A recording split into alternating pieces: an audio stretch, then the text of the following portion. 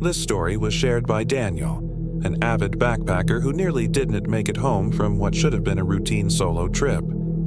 Daniel had planned a 2-day hike through a well-known national park, the kind of trip he'd done dozens of times. He wasn't reckless. He carried a map, compass, extra food, and a satellite phone. He left early in the morning, the sun just breaking through the trees as he headed up the trail. The first several miles were beautiful, quiet except for the rushing sound of a river nearby. By mid-afternoon, he reached the ridge where he had planned to set up camp. It was isolated, with a clear view of the valley below.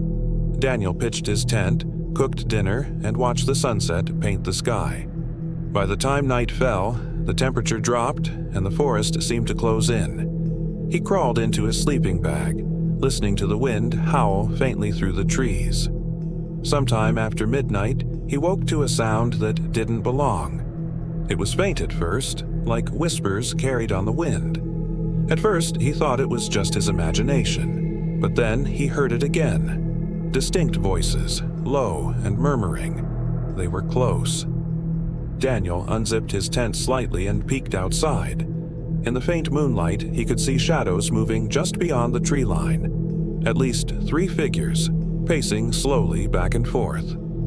He froze, heart hammering, unsure if they had seen him. Suddenly, one of the voices grew louder, clearer. It was a man's voice, sharp and angry. Daniel couldn't make out the words, but the tone was hostile. He stayed perfectly still, afraid to even breathe. The figures lingered for several minutes, circling closer to his camp. Then, just as quickly, they melted back into the forest. Daniel sat awake until dawn, gripping his knife, every rustle of leaves setting him on edge. When morning came, he debated packing up and leaving, but stubbornness got the better of him. He convinced himself it was other campers, maybe drunk, just passing through. So he pushed deeper into the trail, determined to finish his route. The day was uneventful, almost enough to make him forget the night before. But as evening fell, the feeling of dread returned. He reached a narrow section of trail that wound through a gorge, cliffs rising high on either side. It was there that he saw it. Carved into a tree along the path were words that made his blood run cold. It said, "You should have left when you had the chance." Daniel's chest tightened. The words were fresh, carved recently. Someone had been following him. He tried to move quickly, but the narrow gorge slowed him down, the trail winding and steep. As darkness settled in, he set up camp hastily, too exhausted to push further. But sleep didn't come. Instead, the voices returned. This time, they were louder, closer, echoing through the gorge. Daniel's hands shook as he clutched his flashlight, flicking it on and off to scan the darkness. The beam caught movement, figures darting between the rocks just out of reach. He shouted, demanding they leave him alone, but the voices only laughed. Low, mocking laughter that made his skin crawl. The rest of the night was a blur of fear. At one point, someone brushed against his tent, dragging their fingers slowly across the fabric. Daniel didn't sleep a second. By dawn, he was half delirious with exhaustion, but he packed up and forced himself to keep moving. He didn't stop, didn't eat, didn't even look back until he finally stumbled onto the last mile of the trail. The relief of seeing other hikers ahead nearly brought him to tears. But when he looked back one last time, he froze. At the tree line, far behind him, stood 3 figures, motionless, watching. None of the other hikers seemed to notice them. Daniel walked faster, then ran, until he reached the parking lot and his car. He never saw the figures again, but he swears, to this day, that what followed him in those woods wasn't just other campers. Something about the voices, the laughter, the way they always stayed just out of reach. It felt inhuman, and he has never hiked alone again. This story was sent in by Melissa, who went on a hiking trip with 2 friends that still haunts her to this day. It was early summer when Melissa, her friend Lauren, and Lauren's boyfriend Mark decided to spend the weekend hiking in the Appalachian Mountains. They weren't hardcore survivalists, but they had done plenty of day hikes together and thought an overnight trip would be fun. The trail they chose wasn't too difficult, and they set out with tents, food, and sleeping bags, excited for the adventure. The first day went smoothly. They hiked about 6 miles, set up camp near a small creek, and cooked dinner over a portable stove. The forest was alive with insects and the distant calls of owls, but the three of them felt safe, joking and telling stories around a lantern. It wasn't until after midnight that things began to feel off. Melissa woke first. She didn't know why, but her eyes snapped open, and she lay still in her sleeping bag, listening. The forest was strangely quiet, as though something had hushed it. Then she heard it. Footsteps. Not animal footsteps. Too heavy, too deliberate. They crunched slowly through the leaves just outside the tent. Melissa froze, her heart pounding. She thought maybe it was Mark going to the bathroom, but when she glanced to the side, she saw both Mark and Lauren still asleep. The footsteps circled the tent. Melissa held her breath, every muscle locked in place. The sound stopped right by her head, only a thin layer of nylon separating her from whatever was outside. She whispered Mark's name, barely audible. He stirred, opened his eyes, and she gestured frantically for him to stay quiet. When he heard the sound, too, his expression hardened. He slowly reached for the hatchet he had brought with him. But just as quickly as the footsteps had started, they moved away, fading into the forest until silence returned.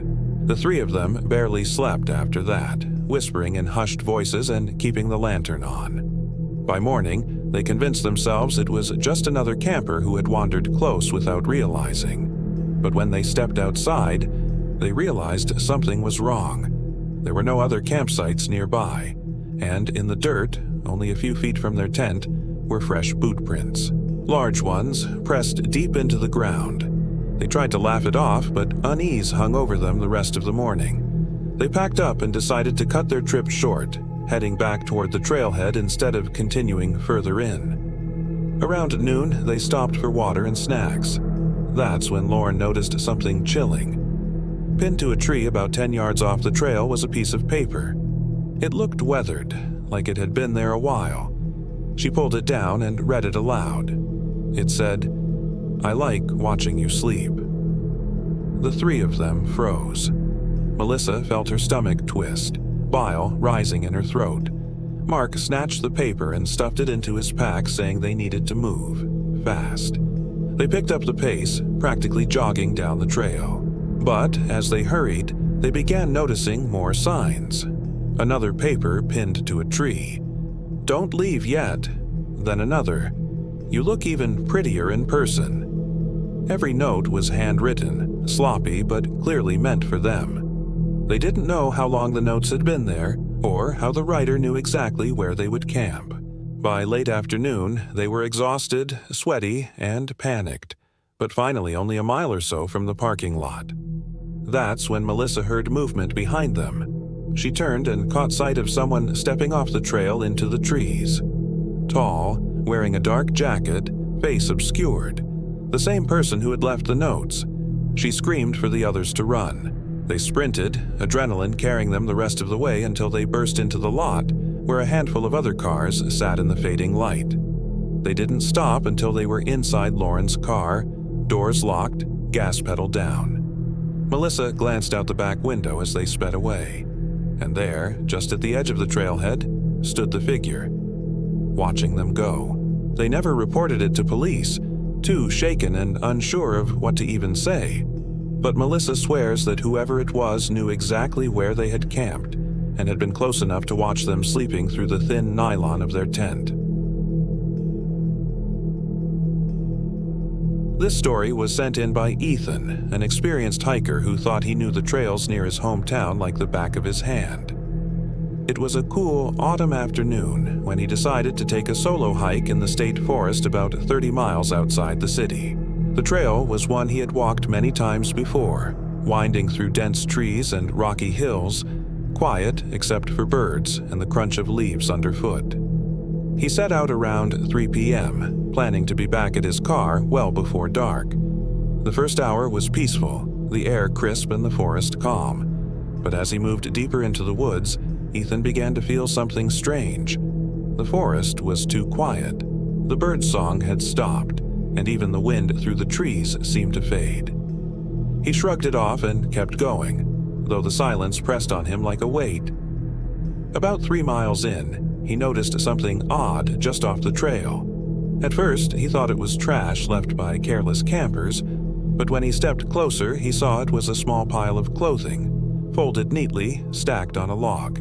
There was a pair of jeans, a t-shirt, and socks, all clean and dry. No backpack, no shoes, nothing else. Ethan frowned. It didn't make sense. He took a step back onto the trail, suddenly uneasy.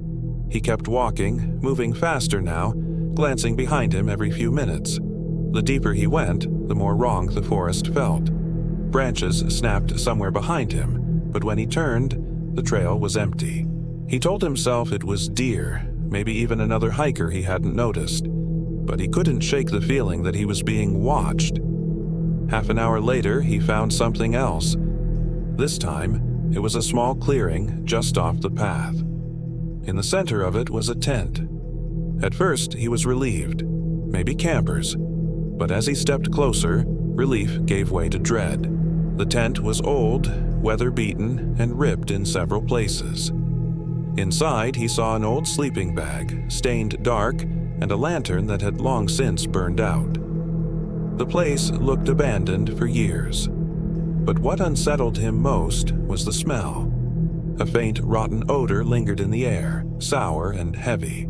Ethan backed away quickly and hurried back onto the trail. He debated turning around and heading back to his car, but he figured he was closer to the midpoint of the loop than the start, so pushing forward would get him out faster. As he pressed on, the shadows grew longer and the forest darker. That's when he noticed something ahead. At first, it looked like another hiker, standing in the middle of the trail. But as Ethan approached, the figure didn't move. He stopped about 20 feet away. The figure was tall, wearing dark clothing, its face obscured by the shadow of a hood. Ethan called out, his voice trembling, "Hey, you okay out here?" No response. The figure tilted its head slightly, then stepped off the trail into the trees. Within seconds, it was gone. Ethan's chest tightened. He waited, straining to hear footsteps or movement. But the forest was silent again. Shaking, he forced himself to keep moving, glancing around constantly. Every few minutes he thought he saw the figure again, just ahead on the trail or standing between the trees. Always still, always watching. And each time he blinked, it was gone. By now, panic was setting in. The trail he knew so well felt alien, endless, twisting deeper instead of leading out. His phone had no signal, and the GPS wouldn't load. Darkness closed in faster than he expected, and soon he needed his flashlight just to see. But the beam only made things worse. Every time he swept it across the trees, he caught glimpses of movement, shadows shifting, shapes ducking out of sight. Finally, after what felt like hours, he stumbled back onto the gravel parking lot where his car sat alone under the moonlight. He fumbled with his keys, threw himself inside, and locked the doors. As he started the engine, his headlights lit up the tree line. And there, just beyond the first row of trees, stood the figure again. Motionless, facing him, as if waiting. Ethan didn't wait to see what it would do. He sped out of the lot, heart racing, and didn't stop until he was miles down the highway. He hasn't hiked that trail since, and sometimes, even now, he swears he sees the same hooded figure standing at the edge of the woods near his neighborhood.